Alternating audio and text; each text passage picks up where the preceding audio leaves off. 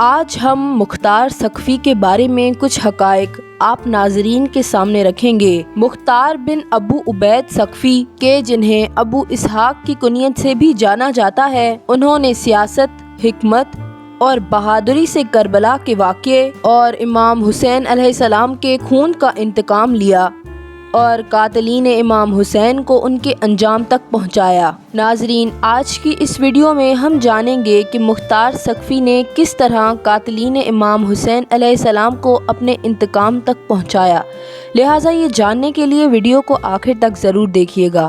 آپ تمام دیکھنے اور سننے والوں کو السلام علیکم۔ ناظرین، مختار ثقفی کا تعلق طائف شہر میں بسنے والے قبیلہ بنو ثقیف سے تھا اور یہ تابعین میں سے تھے۔ ان کے والد ابو عبید ثقفی رسول کے اصحاب میں سے تھے کہ جنہوں نے سن 13 ہجری میں لڑی جانے والی خون خوار جنگ قادسیہ میں شہادت پائی۔ مختار اس وقت صرف 13 سال کے تھے کہ جب انہوں نے قادسیہ کی جنگوں میں سے اسی جنگ جسر میں شرکت کی۔ کم عمر کے باوجود وہ میدان جنگ میں جانا چاہتے تھے، لیکن ان کے چچا سعد بن مسعود نے انہیں اس کام سے روکے رکھا۔ اس جنگ میں ان کے والد اور بھائی دونوں شہید ہوئے۔ اسبقتن نباتہ سے منقول ہے کہ جب مختار بچے تھے، حضرت مولا علی نے ان کو اپنے زانوں پر بٹھایا اور ان کو قیس کے نام سے یاد فرمایا اور مختار کے حوالے سے خون حسین کے انتقام سے متعلق پیشنگوئی کی۔ مختار کے چچا سعد بن مسعود حضرت علی کی خلافت کے دوران مدائن میں گورنر تھے۔ انہوں نے خوارج کے ساتھ جنگ میں مختار کو اپنا جانشین مقرر کیا اور خود جنگ کے نہروان کی طرف چلے گئے۔ امام حسن ابن علی خلیفہ بننے کے بعد جب کسی شامی کارندے کے ہاتھوں زخمی ہوئے اور ان کے اپنے محافظ لالچ میں آ کر ان کی اپنی جان کے دشمن ہو گئے تو یہ حضرت مختار ہی تھے جنہوں نے امام حسن کی نہ صرف تمارت داری کی بلکہ ان کی حفاظت پر مامور رہے۔ آپ کا یوں اہل بیت کے گھرانے سے رشتہ شروع دن سے ہی آقا اور غلام کا سا تھا، تاہم مختار کا ماننا یہ تھا کہ امام حسن اس صورتحال میں جنگ کے متحمل نہیں ہو سکتے، تو لہٰذا انہیں جنگ سے پرہیز کرتے ہوئے صلح سے کام لینا ہوگا۔ اسی لیے امام کی طرف سے جو لشکر شام لڑنے گیا تھا یہ اس کا حصہ نہ بنے، جن پر ان کے چچا ان سے کچھ عرصے تک ناراض رہے۔ بعد میں مختار خود بھی اپنے اس فیصلے پر پشیمان ہوا۔ اسی دور میں مختار بصرہ چلے گئے اور وہاں عوام کو امام حسین علیہ السلام کے پیغام کی طرف دعوت دی۔ اس وقت عبید اللہ ابن زیاد بصرہ میں گورنر تھا۔ اس نے مختار کو گرفتار کر کے طائف جلا وطن کر دیا۔ البتہ مختار کچھ عرصے بعد واپس کوفہ چلے آئے۔ مختار نے کوفے میں اپنے کچھ سپاہیوں کے ہمراہ امام حسین کے سفیر حضرت مسلم کے ساتھ بہت تعاون کیا اور حضرت مسلم نے بھی کوفہ میں وارد ہونے کے بعد مختار کے یہاں قیام کیا۔ جب عبید اللہ کو یہ خبر مل گئی تو مسلم ہانی بن عروہ کے ہاں منتقل ہو گئے۔ تاریخی گزارشات کے مطابق مختار نے مسلم کے ہاتھ پر بیعت کر لی تھی۔ مسلم کی شہادت کے دن مختار کوفہ سے باہر تھے۔ وہاں انہیں مسلم کے معینہ وقت سے پہلے قیام کی خبر ملی، لیکن جب وہ کوفہ پہنچے تو کوفیوں کی بے وفائی کے سبب مسلم اور ہانی شہید ہو چکے تھے۔ اس کے بعد مختار کو قید کر لیا گیا۔ مختار کے واقعے کربلا میں شریک نہ ہونے کی وجہ یہ تھی کہ وہ ابن زیاد کے قید میں تھے۔ تاریخ میں ملتا ہے کہ جب امام حسین کربلا میں تنہا رہ گئے تھے تو انہوں نے مختار کو یاد کیا تھا۔ حضرت مسلم و ہانی بن عروہ کی شہادت کے بعد ابن زیاد مختار کو بھی شہید کرنا چاہتا تھا، مگر عمرو بن حنیس کی وسادت سے مختار کو امان مل گئی۔ کوفے کے گورنر کو مختار کی آنکھوں سے خوف آتا تھا، سو اس نے ان کی ایک آنکھ کو زخمی کر کے زندان میں ڈال دیا اور یوں مختار امام حسین کے قیام کے اختتام تک کوفہ میں ابن زیاد کے زندان میں تھے۔ واقعہ کربلا کے بعد عبداللہ بن عمر جو مختار کی بہن صفیہ کے شوہر تھے، ان کی وسادت سے یزید نے مختار کو آزاد کر دیا۔ واقعہ کربلا کے بعد جب سروں کو کوفہ لایا گیا تو امام حسین کے سر کو دکھانے کے لیے ابن زیاد نے امام حسین کے حامی و شمور مختار کو دربار میں بلایا۔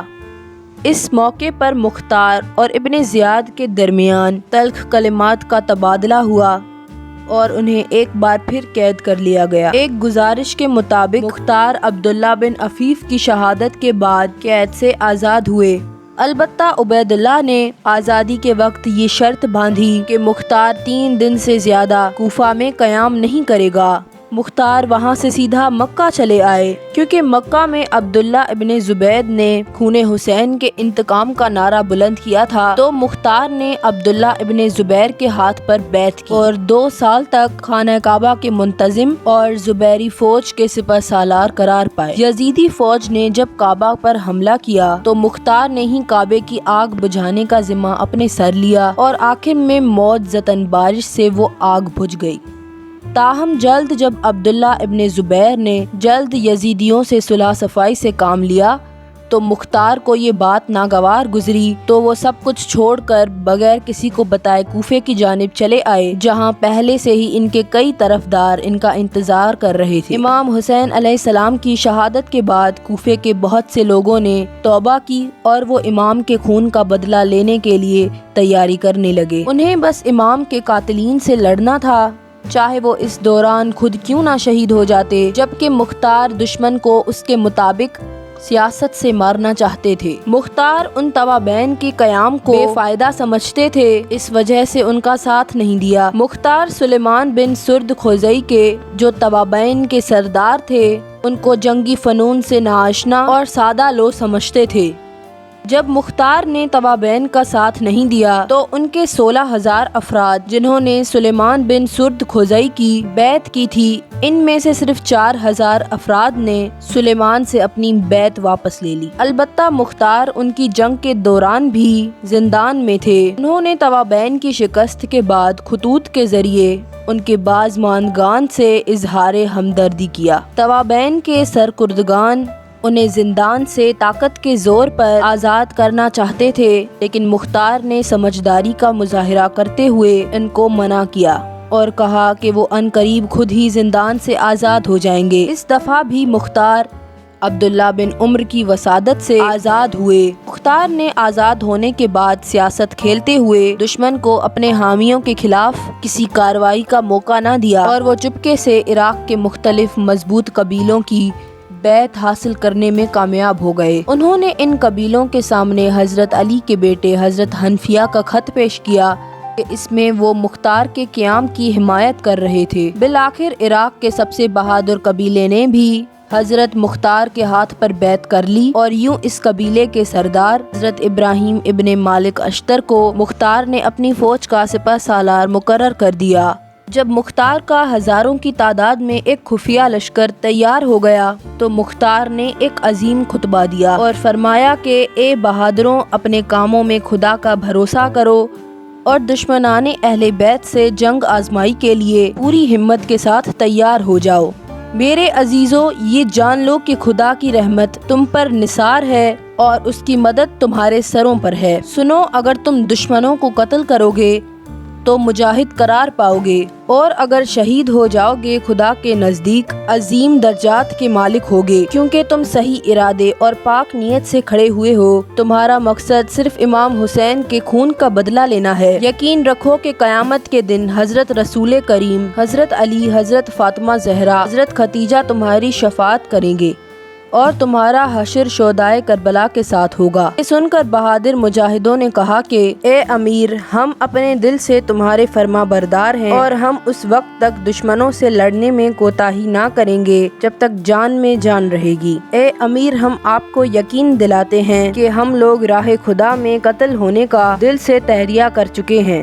ہم غسل کر چکے ہیں، کفن پہن چکے ہیں، اہل و عیال کو رخصت کر آئے ہیں، دنیا سے منہ موڑ چکے ہیں۔ ہم بالکل آپ کے ساتھ ہیں اور تا مرگ آپ کا ساتھ نہ چھوڑیں گے اور اس مقصد کی تکمیل میں آپ کی پوری مدد کریں گے۔ اس کے بعد حضرت مختار نے اپنے سرداروں کو سفید علم حوالے کر دیا۔ مختار کی فوج نے زبردست وار کر کے حکومتی فوج کو پیچھے ہٹنے پر مجبور کر دیا۔ انہوں نے کوفہ پر قبضہ کر لیا اور بہت جلد پورے عراق پر ان کی حکومت قائم ہو گئی۔ مختار نے اپنے قیام کے دوران شمر ابن الجوشن، خولی ابن یزید، عمر ابن سعد اور ابن زیاد جیسے کئی افراد جو کربلا کے واقعہ شاہی سے مربوط واقعے میں ملوث تھے، ان کو واصل جہنم کیا۔ ابن زیاد، حرملہ اور عمر ابن سعد کے سروں کو مدینہ کی طرف امام حسین کے مظلوم بیٹے امام سجاد کے پاس بھیجا۔ کئی تاریخ دان اور نامور علماء نے مختار کے قیام کو حضرت سجاد کی اجازت کے ساتھ انجام پانے کی تصریح کی ہے۔ عبداللہ ابن زبیر کو جب مختار کے قیام کا پتہ چلا تو وہ مکہ میں حضرت علی کے بیٹے محمد بن حنفیہ اور ان کے قریبی افراد پر دباؤ ڈالنے لگے تھے کہ وہ ان کی بیعت کرے، نہیں تو عبداللہ نے انہیں زندہ جلانے کی دھمکی دی۔ محمد بن حنفیہ نے مختار کو ایک خط لکھا اور اس سے مدد کی درخواست کی۔ مختار نے 400 افراد پر مشتمل ایک گروہ کو مکہ روانہ کیا اور محمد بن حنفیہ کو خانہ کعبہ کے جہاں وہ نظر بند کیے گئے وہاں سے چھڑا کر ایک نامعلوم جگہ کو منتقل کر دیے گئے تھے۔ لہٰذا یہ بات عبداللہ بن زبیر کو پسند نہ آئی اور انہوں نے اپنی فوج کو حکم دے کر کوفے پر حملہ کروا دیا۔ 18 ماہ کوفے پر حکومت کے بعد سرکار 14 رمضان 67 ہجری کو 67 سال کی عمر میں کفن پہنے مختار نے کم و بیش اپنے 20 سے 25 ساتھیوں سمیت ہزاروں کا سامنا کرتے ہوئے ایک جنگ کے دوران شہادت پائی۔ وہ مصعب بن زبیر کی فوج کے ہاتھوں شہید ہوئے۔ اس کے بعد مصعب نے مختار کے ساتھ 1000 افراد پر مشتمل فوج جو مختار کے حکم کے باوجود بغیر لڑے ہتھیار ڈال چکی تھی، ان سب کے سر قلم کروا دیے اور ایک تشہیر کے ذریعے حضرت مختار پر کئی بہتان باندھے، ان پر نبوت کا دعویٰ کرنے کا الزام تک لگایا۔ مصعب کے حکم پر مختار کا ہاتھ کاٹ کر مسجد کوفہ کی دیواروں کے ساتھ کیل لگا کر چشمہ کیا گیا، لیکن جب حجاج بن یوسف کوفہ پر قابض ہوا تو چونکہ وہ بھی قبیلہ ثقیف سے تھا، اس بنا پر اس نے مختار کے ہاتھوں کو دفن کرایا۔ مختار کی قبر مسجد کوفہ میں مسلم بن عقیل کی قبر کے ساتھ واقع ہے۔ مختار تاریخ میں پہلی بار جان نثارت الحسین کا نعرہ بلند کرنے والے جانے جاتے ہیں۔ تو ناظرین، آپ کو یہ ویڈیو کیسی لگی کامنٹ کر کے ضرور بتائیے گا۔ تب تک اپنا اور اپنے پیاروں کا خیال رکھیے گا۔ اللہ حافظ۔